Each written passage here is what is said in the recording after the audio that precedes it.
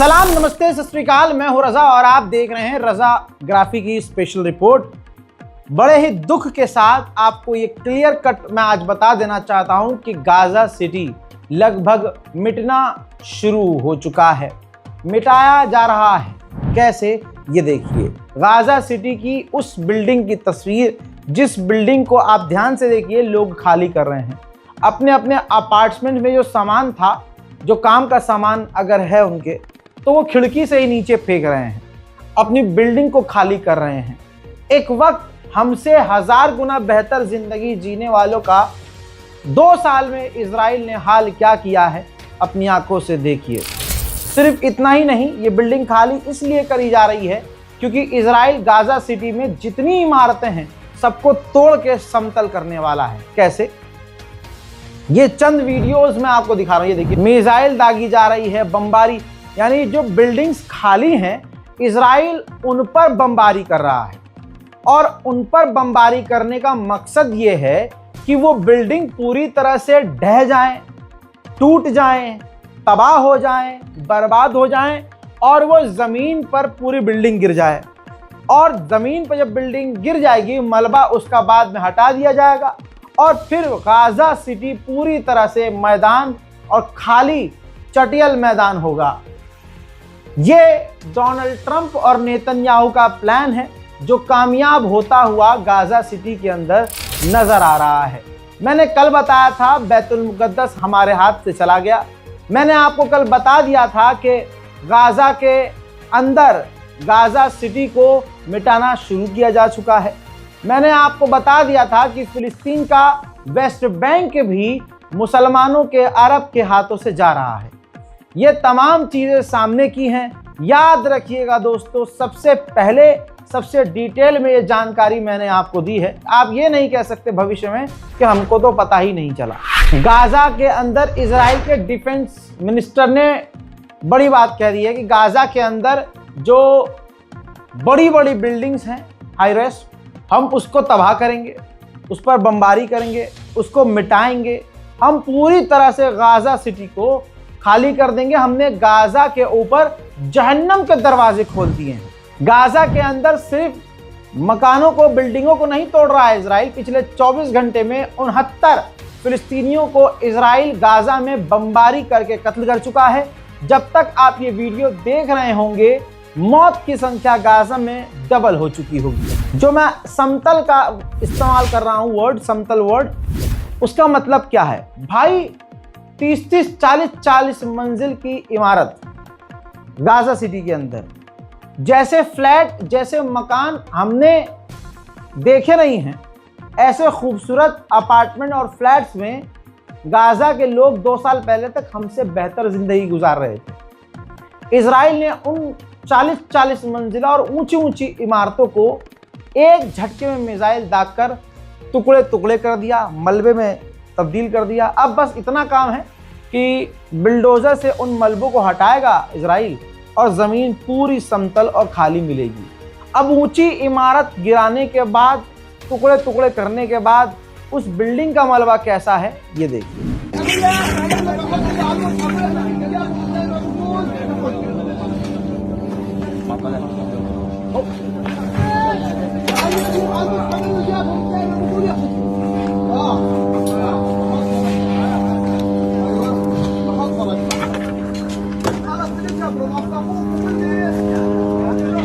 تعال زكريا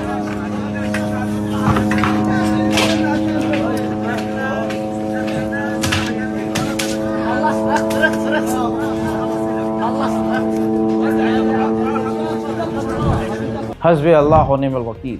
इधर ये तस्वीर देखिए, वेस्ट बैंक के अंदर एक बुजुर्ग फिलिस्तीनी को इजराइल ने रेड के दौरान फिर कत्ल कर दिया। वहीं थोड़ा सा मैं वीडियो को सेंसर कर रहा हूँ, ब्लर कर रहा हूँ।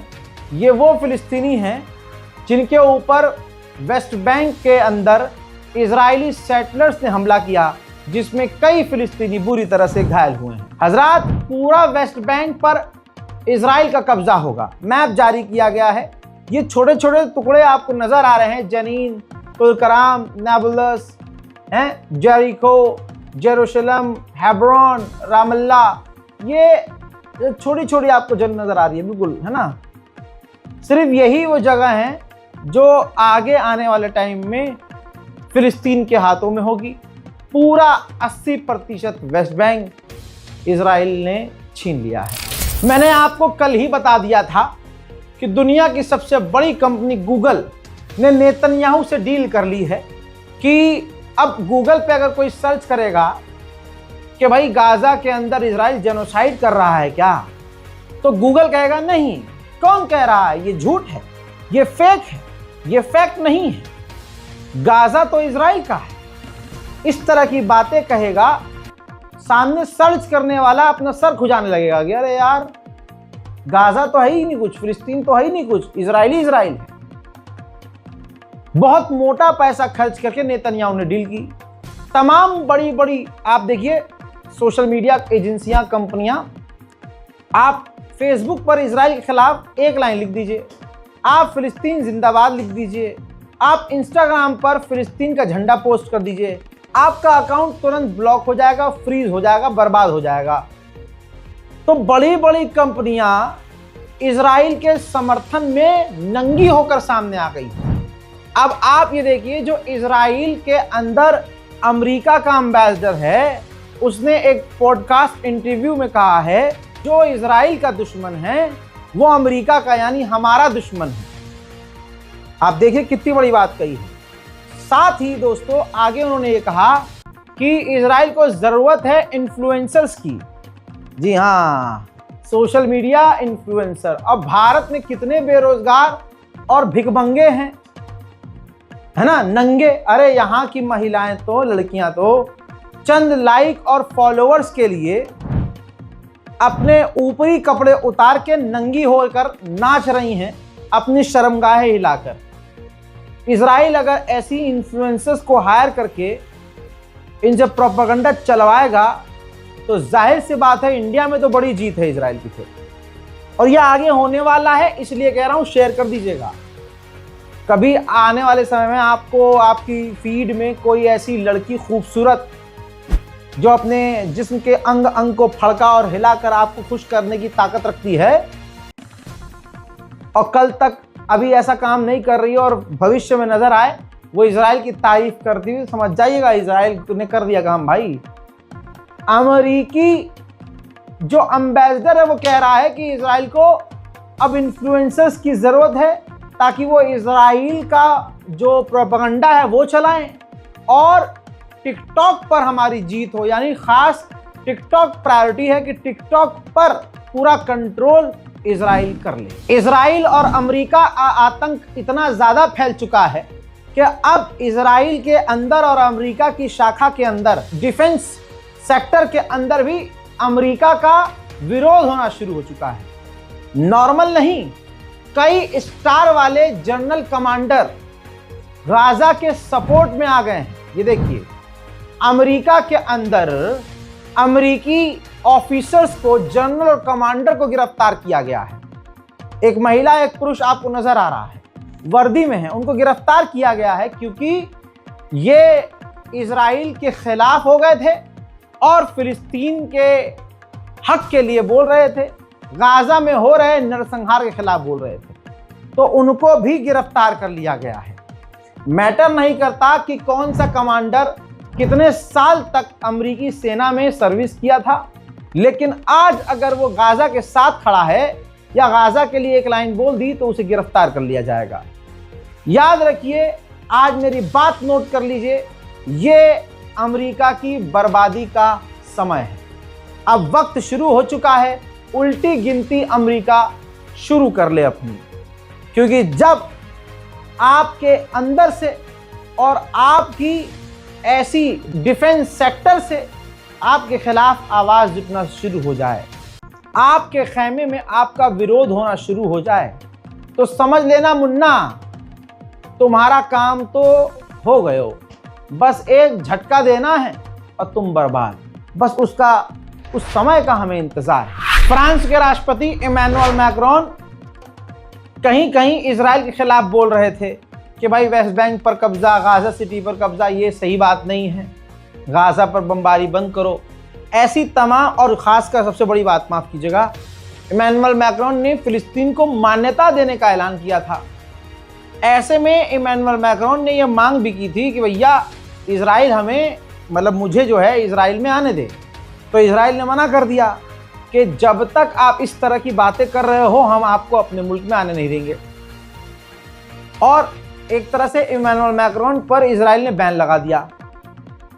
तो भाई साहब इसके बाद पता नहीं इमैनुअल मैक्रोन को मतलब घर जाकर किसने उनके अंडे दबा दिए कि ये देखिए फौरन 4 लैंग्वेज में, 4 अलग अलग भाषाओं में इसने ट्वीट किया, सोशल मीडिया पर लिखा कि भाई 700 दिन हो गए, एक लंबा समय बीत चुका, हमास आतंकवादी संगठन के कैद में इजराइल के हॉस्टेज हैं, लिहाजा इजरायली हॉस्टेज को तुरंत इसी वक्त हमास रिहा करे। उधर नेतन्याहू ने कहा है कि अगर हम रफ़ा बॉर्डर खोल देंगे अपनी साइड का, फिर भी जो इजिप्ट है वो अपनी तरफ से दरवाजे, वो बॉर्डर के गेट नहीं खोलेगा। जाहिर सी बात है, तुम मार पीट कर तबाही मचाकर गेट अपनी साइड का इसलिए खोलोगे ताकि इस दरवे से निकलकर, जैसे मुर्गी के बच्चे होते हैं ना, वो दरवे में भाग जाते हैं, तो तुम इस दरबे से निकालकर सबको हकाल के, गाजा से लोगों को निकाल के इजिप्ट भेजना चाहते हो। तो इजिप्ट क्यों एक्सेप्ट करेगा? इजिप्ट तो साफ कह रहा है कि भाई जब गाजा की ज़मीन गाजा वालों की है तो उनको इजिप्ट या कहीं और क्यों भेजना। सच्चाई ये आई है कि अब तो इजिप्ट ने इजराइल की निंदा की है, नेतन्याहू की खास करके, कि जिस तरह से नेतन्याहू गाजा के लोगों को निकाल कर इजिप्ट भेजने की बात कर रहा है, हम इसकी निंदा करते हैं, हम इसके समर्थन में नहीं हैं। हालांकि ये भांडू सिर्फ निंदा करते रह गए और इजराइल जो करना चाह रहा था उसने वो कर दिया। इजराइल की सिक्योरिटी एजेंसी ने वार्निंग जारी की है कि इजराइल यानी हमने फिलिस्तीन अथॉरिटी गवर्नमेंट की फाइनेंशियल पाबंदियां लगाकर हालत इतनी ख़राब कर दी है कि कभी भी किसी भी समय फिलिस्तीन अथॉरिटी की सरकार कोलैप्स हो सकती है, गिर सकती है। उधर एक और हिजड़ा संगठन अरब लीग, इसने अप्रूव किया है और रजामंदी दिखाई है कि इस नरसंहार के बाद, तथाकथित जंग के बाद, गाजा के अंदर इंटरनेशनल पीस कीपिंग मिलिट्री यानी जो यूएन की फौज है वो तैनात हो। 4400 से ज़्यादा वैज्ञानिकों ने दुनिया भर के पूरी दुनिया से मांग की है कि गाजा के अंदर जेनोसाइड जो हो रहा है इजराइल उसे बंद करे। उधर इजराइल लगातार इसकी प्लानिंग कर रहा है और सोच रहा है कि कैसे करके, कुछ भी करके, जो फ्रांस की एम्बेसी इजराइल के अंदर है, जेरूशलम में है, उसको बंद कर दिया जाए। मोहतरम हजरात, फिलहाल के इस अपडेट में इतना ही। इस रिपोर्ट को शेयर कीजिए और इंतज़ार कीजिए मेरे अगले अपडेट का। अगर आप हमारे चैनल पर नए हैं तो हमारे चैनल को सब्सक्राइब कीजिए। दुआओं में याद रखिए। जय हिंद।